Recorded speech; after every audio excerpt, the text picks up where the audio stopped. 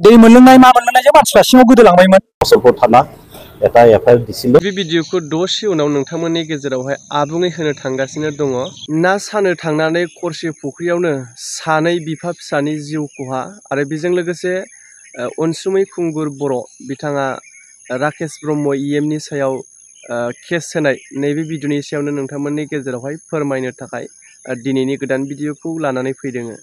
आसा खालामो नोंथांमोना भिडिअखौ आबुङै नायलांगोन आरो लोगोसे नोंथांमोना जायफोरा चेनेलाव गोदानै फैदों अब्ला नैबेबायदि खौरां आपडेट नायबाय थानो जायफोरा मोजां मोनो अब्ला प्लिज सापर्ट खालामनानै होनो हागोन। बेबायदिनो दैलि नोंथांमोना आंनि चेनेलनि गेजेरजों गोदान गोदान खौरां आपडेट मोनबाय थानो हागोन।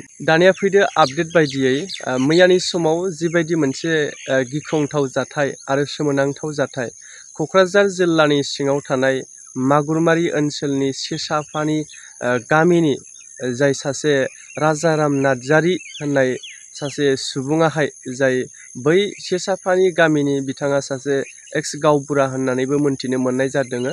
बेजों लोगोसे फिसाज्ला खोरोमजित नार्जारी सानैजों ना सानो थांनानै बा ना लायनो थांनानै न' खाथिनिनो खरसे फुख्रियाव सानैजों गब'नानै बा गोथौ हाखर फुख्रियावहाय गब'नानै थैनो गोनां जाबाय। नैबे बाथ्राया जोबोद सोमोनांथाव जोंनि गेजेराव दायो गोसारगासिनो दङ समाज बिजोङावहाय।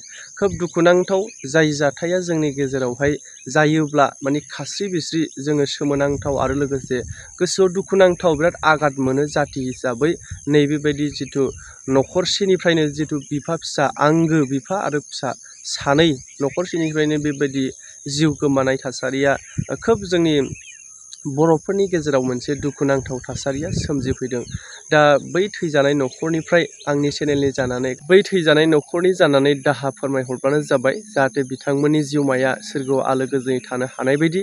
जाय जाथाया जोंनि गेजेराव जालांबाय बियो जोबोद दुखुनांथाव आघात मोनथाव गोसोआवहाय जाय जाजानाय न'खर।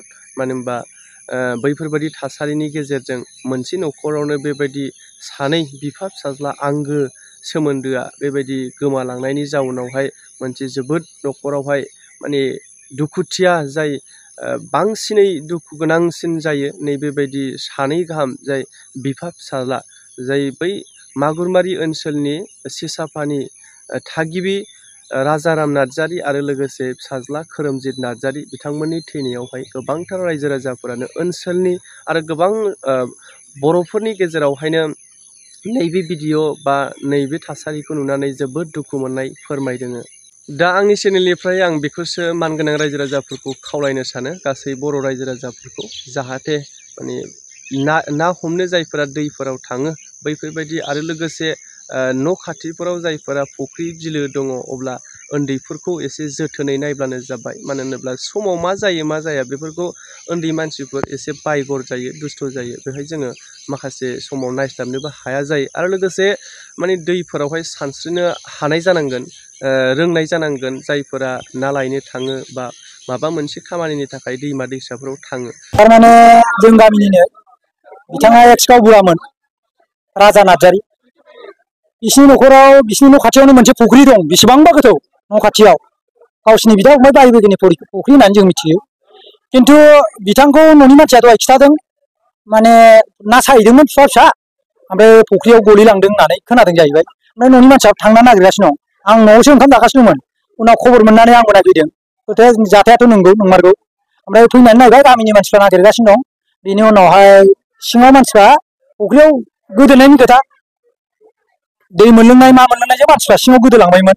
खिन्थु नैबे सेंग्राफ्रा गामिनि सेंग्राफ्रा नागिरनानै बोखांनो मोन्दों आरोखि। गुबुन मोनसे खौराङानो जाहैबाय इएम राकेश ब्रह्म बिथांनि सायावहाय मोनसे केस होनाय दा खौरां बिजोङाव गोसारदों जाय अनसुमै खुंगुर बर' बिपिएफनि सासे गोख्रों दैदेनगिरि। बाथ्राया जाहैबाय थांनाय माखासे सान सिगाङाव जाय एमपि इलेक्सननि समावहाय राकेश ब्रह्म बिथां इएम साराहाय माखासे बाथ्रा बुंदोंमोन। जाय बाथ्राया जाहैबाय अनसुमै खुंगुर बर'जों लोगोसे माखासे गिदिर गोलाव सुबुंफोराहाय माने थाबैनो इउपिपिएल दोलोआव जयेन जासिगोन गावसोरनि दोलोआवहाय बिपिएफ दोलोखौ नागारनानै इउपिपिएलआव थाबैनो जगदान जासिगोन बेबायदि बुंनानै बाथ्राखौ माखासे माने दैदेनगिरिफोरनि मुं मख' बिथाङा बाथ्रा बुंदोंमोन। लोगोसे बे समाव अनसुमै खुंगुर बर' बिथांनि जाय बिपिएफनि दैदेनगिरि बिथांनि मुङाबो मख'जादोंमोन आरो लोगोसे माखासे बेबायदिनो साब्रै साबासोनि मुं मख'नाय बिथाङा फोरमायनानै होदोंमोन ससियेल मिडियानि गेजेरजों बावैसोनो माने UPPL दोलोआव जयेन जासिगोन होननानै। दा नैबे थासारिखौ लानानै नैबे बाथ्राखौ लानानैनो मानहानिनि थाखाय अनसुमै खुंगुर बर' बिथाङा UPPLनि जाय EM राकेश ब्रह्म बिथांनि सायाव मोनसे केस होनाय जाबाय नैबेबायदि बाथ्राखौ फोरमायथिनानै होदों।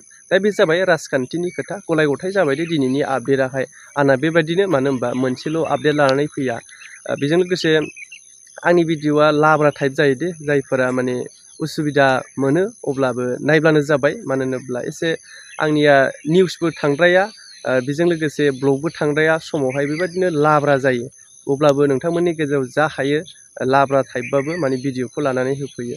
दा माबायदि केस होदोङो मानि थाखाय नैबे भिडिअ'खौ नायलांबावदो।